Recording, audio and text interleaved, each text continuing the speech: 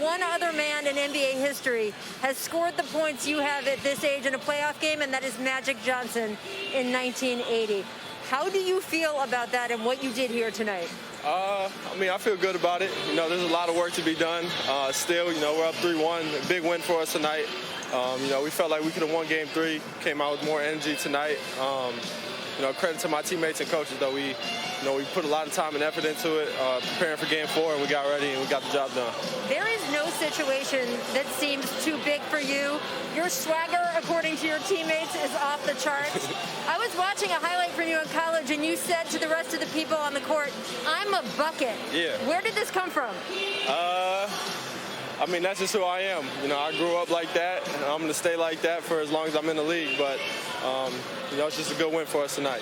You guys are now up 3-1, one win away from the NBA Finals. What do you need to do to close this series out?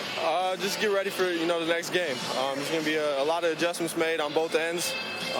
Each game's different. Each game could be a different score every night. And, next game's going to be a big one for us. Thank you so much, Tyler. A lot of fun to see you out there tonight. Thank you. Thanks. I love you, Tyler! Let's examine Miami's struggles with the big deficits this series. In Game 1, the Heat trailed by as many as 14 points before a furious fourth-quarter rally sent the game to overtime.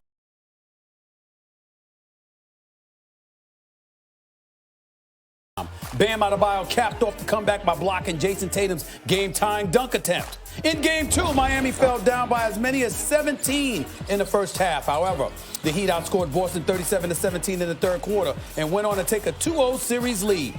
In Game 3, the deficit got even bigger for Miami, falling behind by as many as 20 points. Unlike Games 1 and 2, the Heat were unable to complete the comeback. Here's Jimmy Butler on Miami's slow starts in this series. I think we just got to start off better.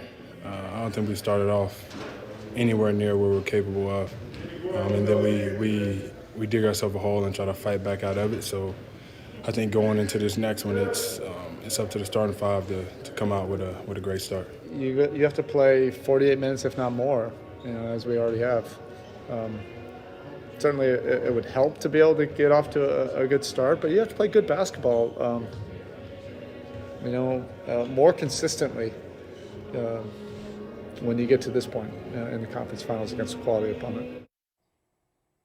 We welcome in the great Mike Wilbon for PTI fame and beyond. My man, is it that the Miami Heat need to get off to a strong start, or does Jimmy Butler need to get off to a strong start? If strong start means scoring, Jimmy Butler doesn't have to do that.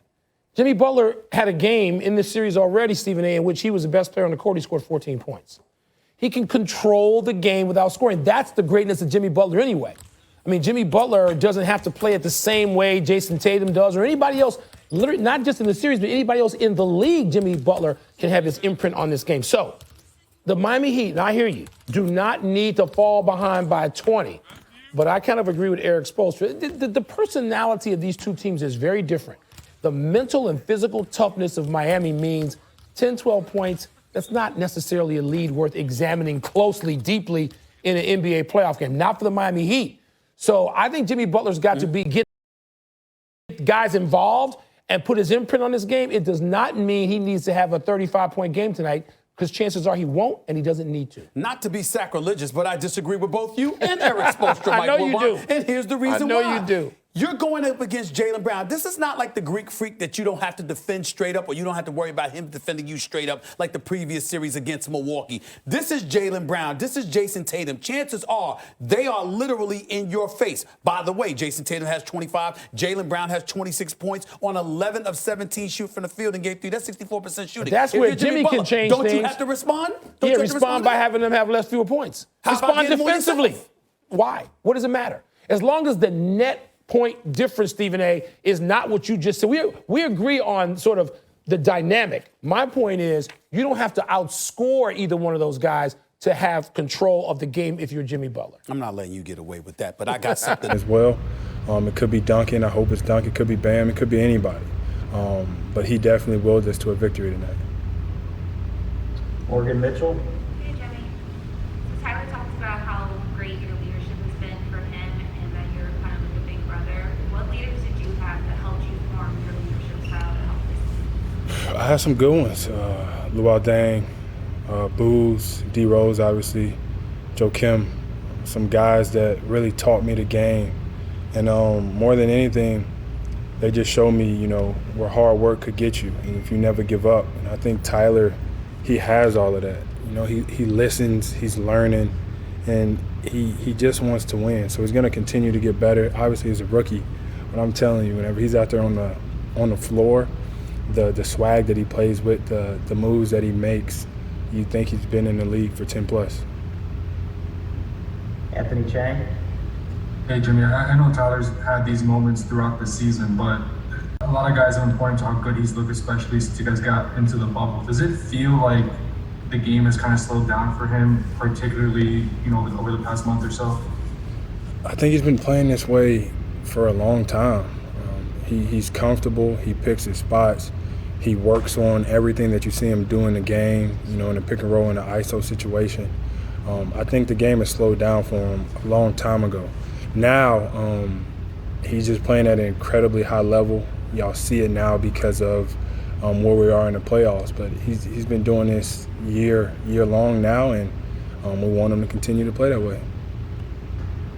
Mark Spears. Jimmy, what's it mean to be, two questions. One, what does it mean to be this close to the finals?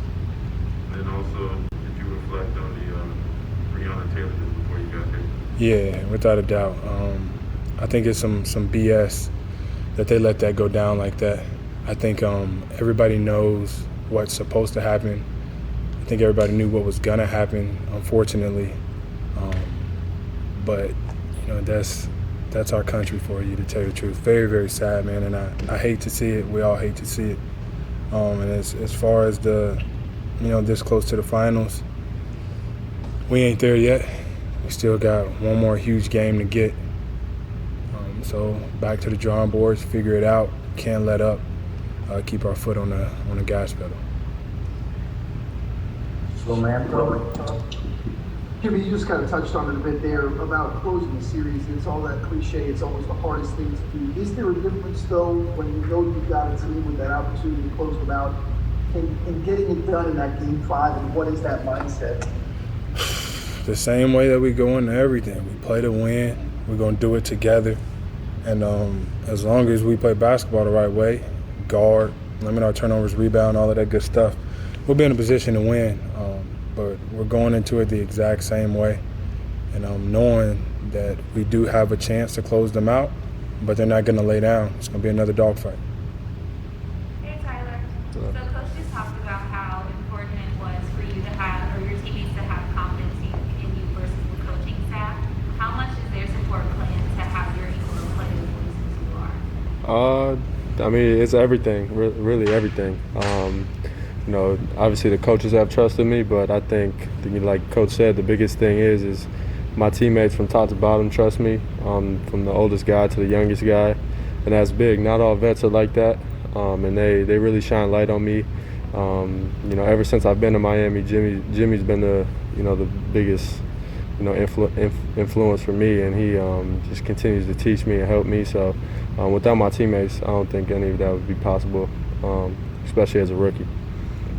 David Ramil. Hey, Tyler, obviously on a night like tonight when you're scoring so well, you're still looking to try to get your teammates going, trying to make the right pass.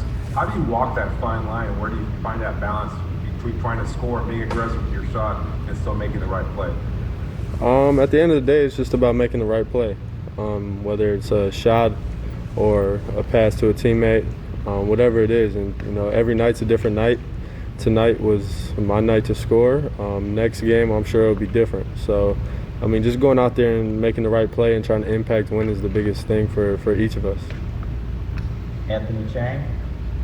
Hey, Tyler, you talked a little bit about it, but how important has the relationship been with Jimmy in terms of just, I know you're confident already, but just giving you more confidence and giving you the room to have these type of performances in your first season? Like I said before, it's everything. Jimmy, ever since I got here, he's been like a big brother to me, and he's shined light on me. He's taught me a lot of things.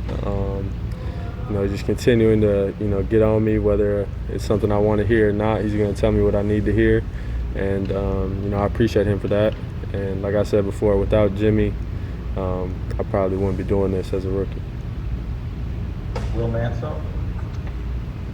Hey Tyler, you mentioned that confidence, but when you look up or you look at the stat sheet now, you see 37 points. Does it feel that way when you're playing that style? Do you sense how much you score in what groove or zone, whatever you want to call it, you're in such a big moment? Not really. I mean, I feel the groove I'm in. I feel like I have it going, but you know, like I said before, any night it can be someone different, and you know, when you think you have it going, you want to just try to be as efficient as possible and make the right play. And you know, tonight some shots were falling for me, and my teammates just continued to give me the ball, and you know, I appreciate them for that. Rebecca Harlow?